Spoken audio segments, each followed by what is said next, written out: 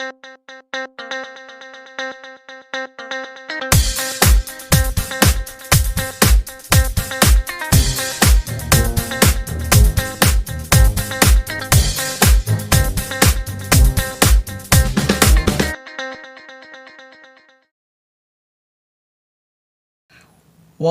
to the MTG Show podcast. So today, this is my bonus episode for this week. So I'm not going to release any other series this week.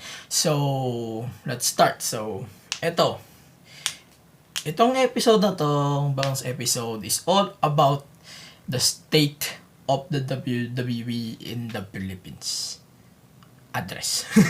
Ang weird kasi basahin eh. So, State of the WWE in the Philippines address. Weird! Putang inang weird. basta ganun ang sistema natin, ganun yung story. So, ganito. Shout out sa tatlong networks currently na nagtatakbo ng WWE in the Philippines.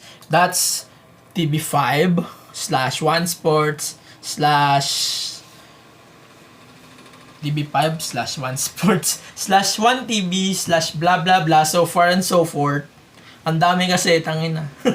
And then Top Sports, Top Sports.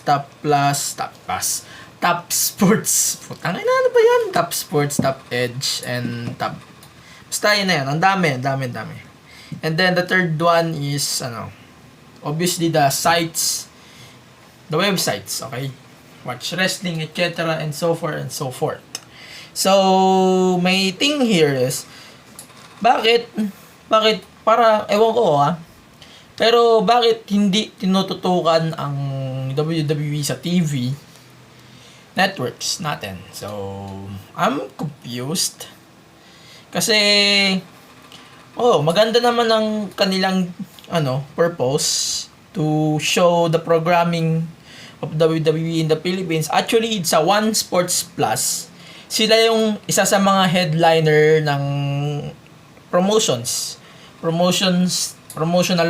details nila, promotional stuff nila, kasi that's WWE. Biggest acquisition doon sa acquisition doon sa nila things na meron sa One Sports Plus. So, actually, ang One Sports kasi na bago ngayon is ang dami ng content. Meron PBA, meron NFL, lahat ng meron sa ESPN is meron na sa One Sports at One Sports Plus. So, kumbaga, WWE is just a filler right there. Ramdam ko filler is because aside sa sino bang engot na manonood ng isang oras lang na wrestling, pero WWE din na naman ang nagbibigay? So tingin nyo, kayo, ngayon 2020, meron pa bang nanonood sa Free TV? Man, I don't think so, okay? So, ewan ko nga, di ko makuha yung point kung bakit binabash yung 1 hour of wrestling lang na pinapakita sa TV stations natin. Meron mang nagpapalabas ng live, pero napaka-rare.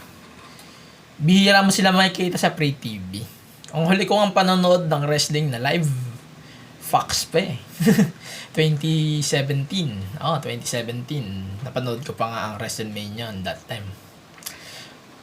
Parang nakikita ko kasi, ang weird.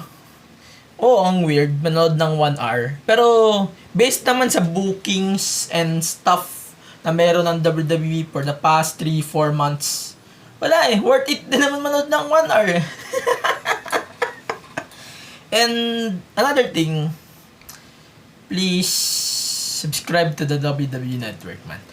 Ang ganda kasi ng content ng WWE Network right now. So, start natin sa Ruthless Aggression. Napakadami magaganda sa content ngayon nila. The Undertaker's Last Ride. Ang dami magagandang content ngayon sa WWE Network. Na ilan lang yon, yung dalawang yon sa pwede nyo mapanood into WWE Network. Pero the thing here is, bakit nilalangaw ang Free TV Wrestling?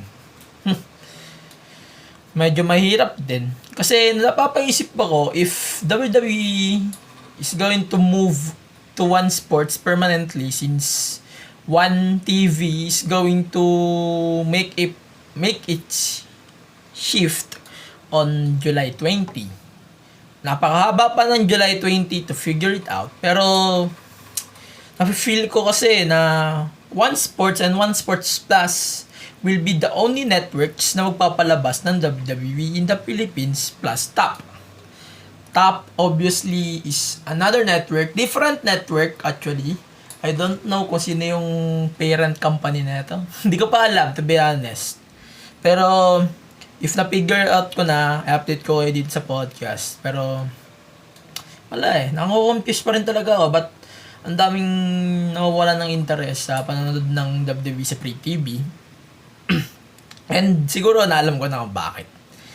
Dahil madaming alternatives na pwedeng gamitin to watch wrestling. Pwede kang magnakaw ng account sa Telegram, pwede kang manood sa Watch Wrestling anywhere for free. Cable. Pag nag-cable ka, babayaran mo yung cable, month by month yan. Then you're going to expect watch a bullshit wrestling, etc. No, wag nyo sanang pairalin yung mindset nyo about that. And also another thing, parang if nagtataka kayo kung bakit 1 hour lang ang wrestling at gabing-gabi pa, masanay na sana dapat kayo, okay? Kasi WWE in the Philippines every 11 p.m. to 12 midnight onwards is a cliche na, okay? Dapat sanayin nyo na sarili nyo about that. Natutuwa pa nga ako sa One Sports /TV5 kasi meron silang 1 hour na 2 hours actually na wrestling block na kung saan they are showing SmackDown and Raw na magkasunod. Actually, natutuwa ako dun. Also, sa One Sports Plus, they are showing 3 hours actually. So, 1 hour of Raw, 2 hours of SmackDown. Sa One Sports naman na Free TV, that's 2 hours, 1 hour for Raw, 1 hour for SmackDown. Ano pa ang dapat ireklamo ng mga fans doon, okay? So, wala kayong dapat ireklamo. Ang irereklamo lang ninyo siguro dito is cuts and commercial. So, cuts, fine. If you're going to puna their content na pinapakita every time, please, don't blame the network, man. Huwag niyong i-blame sa network yun. Kasi nagbasa ako ng ibang comments sa social media, especially their pages. Ang dami kasi nagrereklamo about their programming about WWE. Basically, TV5. Kasi, ang dami nagrereklamo kasi bakit daw 1 hour lang, dapat daw 3 hours, since 3 hours ang Raw pag live. Bakit daw 1 hour lang ang pinapakita ng kahit anong network ng TV5? Dapat daw 3 hours. Man, dami ko nababasang ganon. And I hear it. And parang ang sinisisi nila dito is the deal na meron ng TV5 sa WWE. Also, Impact is doing the same thing on top. The case of top. So, hindi na ako magkataka about that. Pero, ito lang ang sa akin, ha?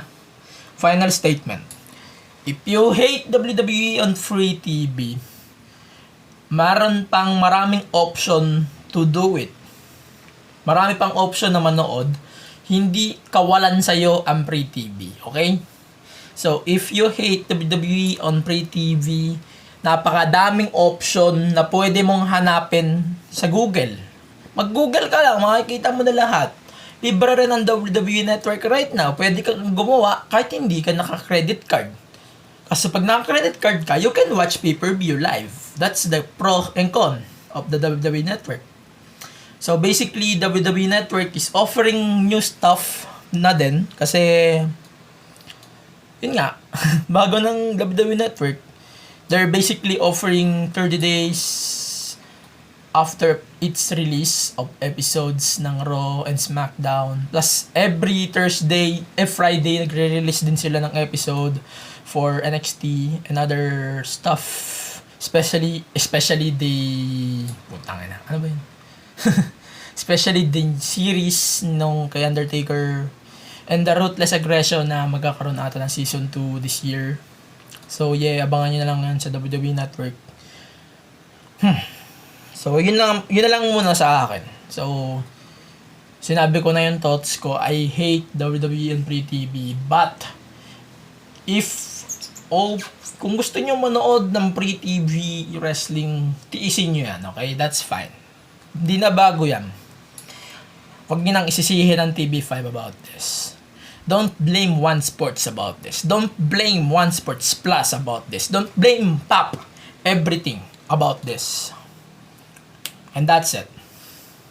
End of discussion. So, ito na lang. Schedule na lang ng programming ng WWE right now. So, Raw, merong 1 hour every Sunday, 11 p.m. or 11:30 sa TV5, sa 5 o sa 1 TV soon on July 20. Meron ding WWE, Raw, and SmackDown na 1 hour each. Thursdays yan sa 1 Sports, Channel 41. Yun.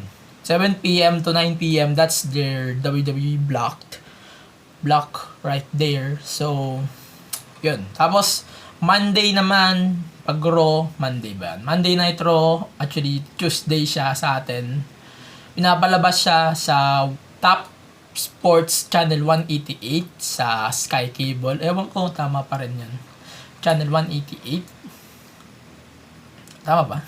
Confirm nyo nga sa akin kung tama ako. So, ano yan? Channel 188 sa Sky Cable. Raw, merong Raw doon. Yun, Raw, replays, then replay on the same day, same dun sa Fox dati.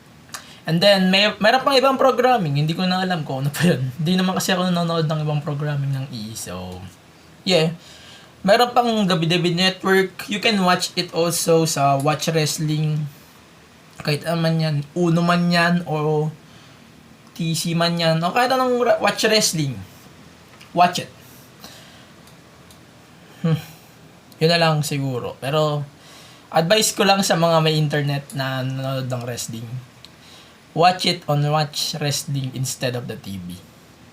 Or WWE Network. Better yun. Better siguro yun. Kasi, at least, hindi nyo nasasayang yung internet sa ML lang o sa mga sa COD lang o sa PUBG lang. And if you're a fan of wrestling, check the WWE series na pinapakita nila every month, especially the Undertaker Last Riding. Ang ganda nun. So, yun na lang muna. Ito na lang yung bonus episode ko for this week.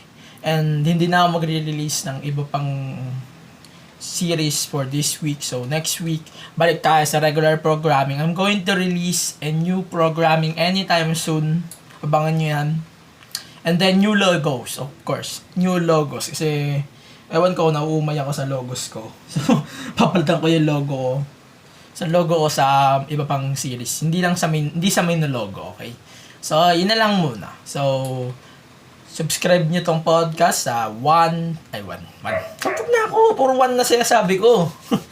Subscribe nyo tong podcast sa Apple, sa Spotify, sa Google Podcast, sa iba pang podcast, especially sa Anchor FM Podcast, and like nyo yung page, The MTG Show Podcast, and sa Instagram, The MTG Show Pod. So, yun na lang muna. Keep safe pa rin sa inyong lahat. Abangan nyo pa rin ang 1TV sa July 20. Keep safe, everybody. Time.